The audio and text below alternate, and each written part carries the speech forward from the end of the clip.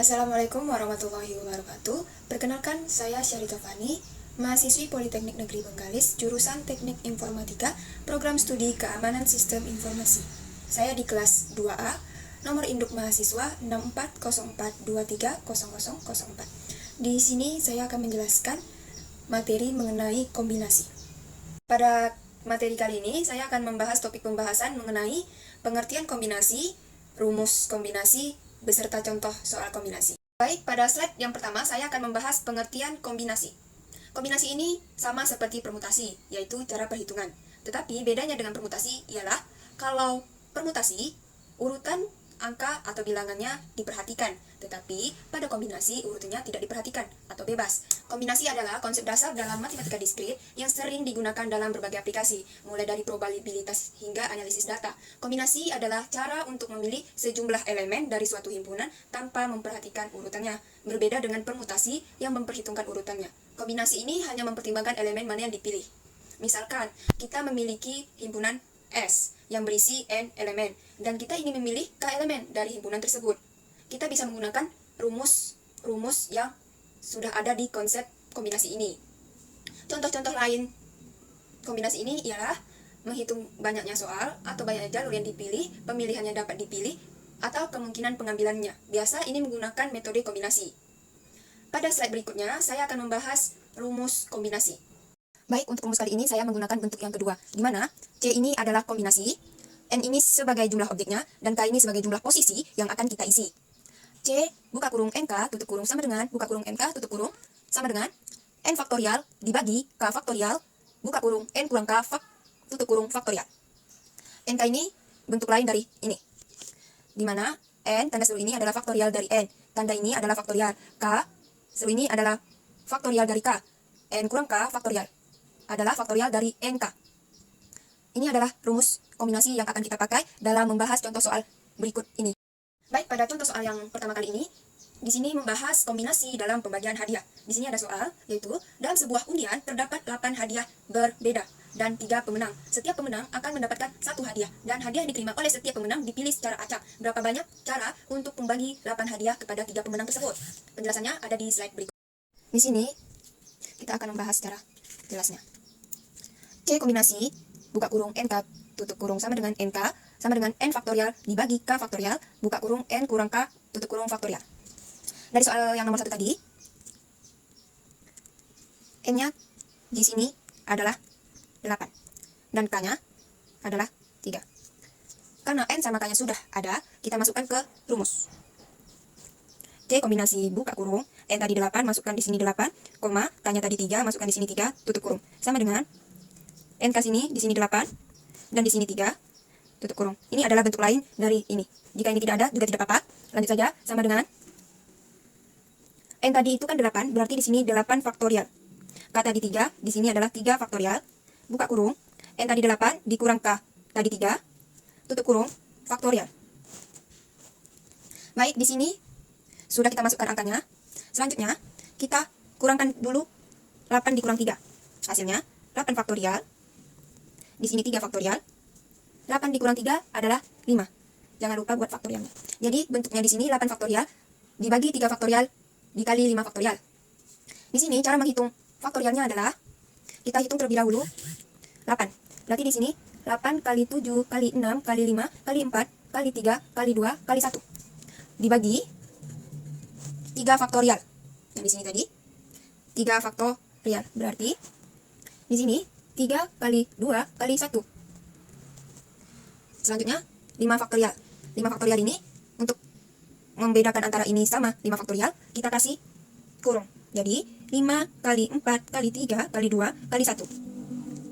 Tutup kurung. Sama dengan ini kita kalikan semuanya. 8 kali 7 kali 6 kali 5 kali 4 kali 3 kali 2 kali 1 dapat 40.320 per, atau dibagi 3 kali 2 kali 1 dapatnya 6, dikali, ini sudah dipisah, ini dikali.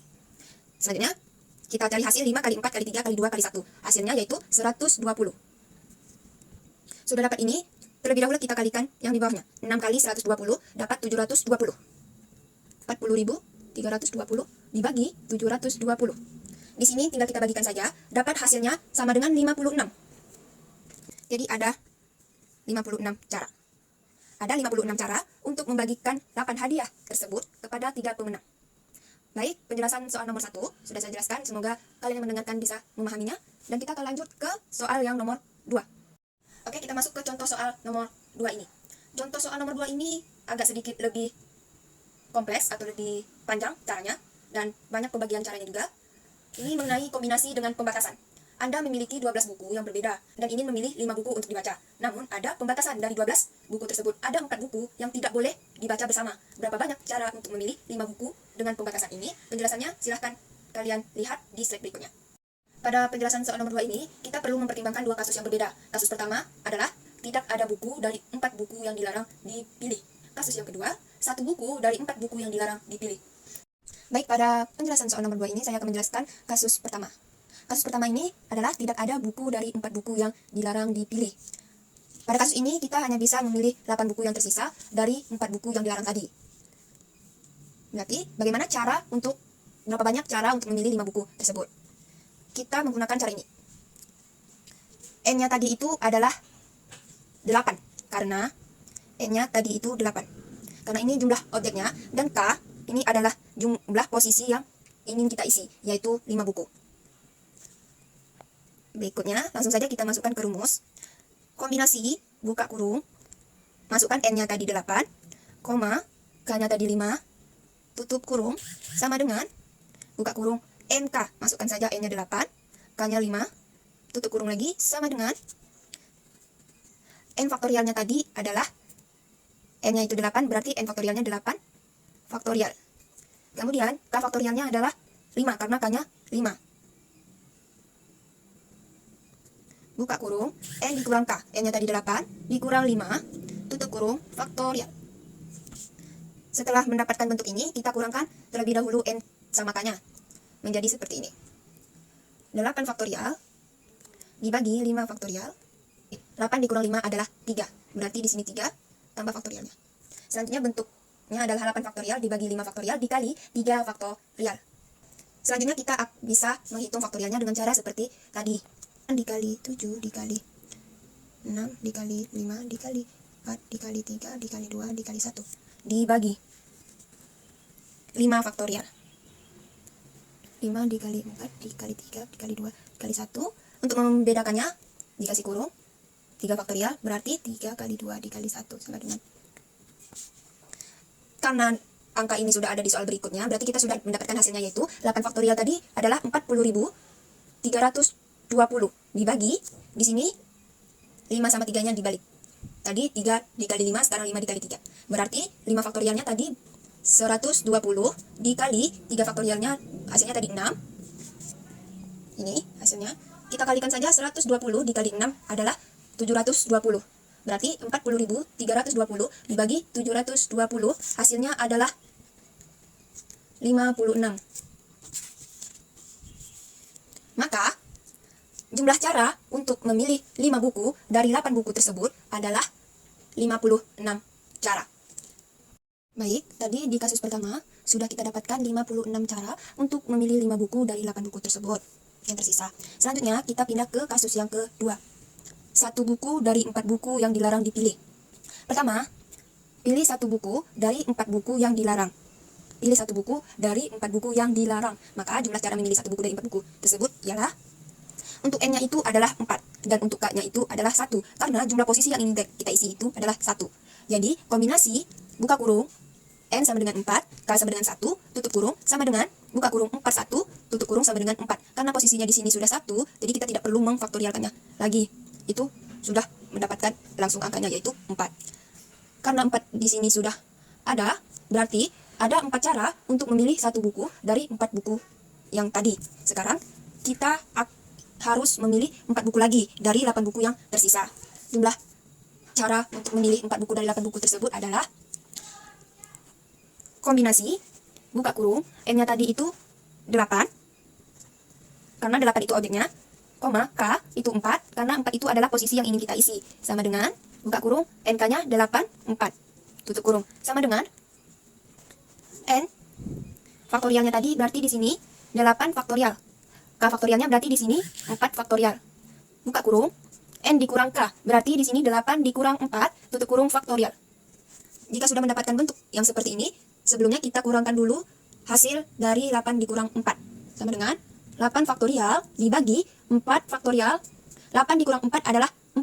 Jangan lupa tambah faktorialnya di sini. Sudah didapatkan bentuk ini, kita bisa langsung menghitung faktorialnya. Berikut 8 faktorial berarti 8 dikali 7 dikali 6 dikali 5 dikali 3 dikali 2 dikali 1 dibagi 4 faktorial berarti 4 dikali 3 dikali 2 dikali 1. Di sini 4 faktorialnya juga kita pisahkan dengan buka kurung, lalu 4 kali 3 kali 2 kali 1 tutup kurung. Hasil dari faktorial 8 tadi itu sudah didapat dari sebelum-sebelumnya, yaitu 40.320 dibagi 4 faktorial ini 4 dikali 3 kali 2 kali 1, itu hasilnya adalah 24. Ini sama juga berarti dikali 24. Ini sudah didapat, kemudian kita kalikan 4 dikali 24 adalah 576. 40.320 dibagi 576, hasilnya adalah 70. Ini adalah 70 ini adalah cara untuk memilih 4 buku dari 8 buku. Ada 70 caranya. Berikutnya, karena kita bisa memilih 1 buku dari 4 buku yang dilarang dalam 4 cara tadi, total cara untuk kasus yang kedua ini adalah 4 dikali 70. Sama dengan 280. Jadi, untuk semua total cara untuk di kasus nomor 2 ini adalah 280.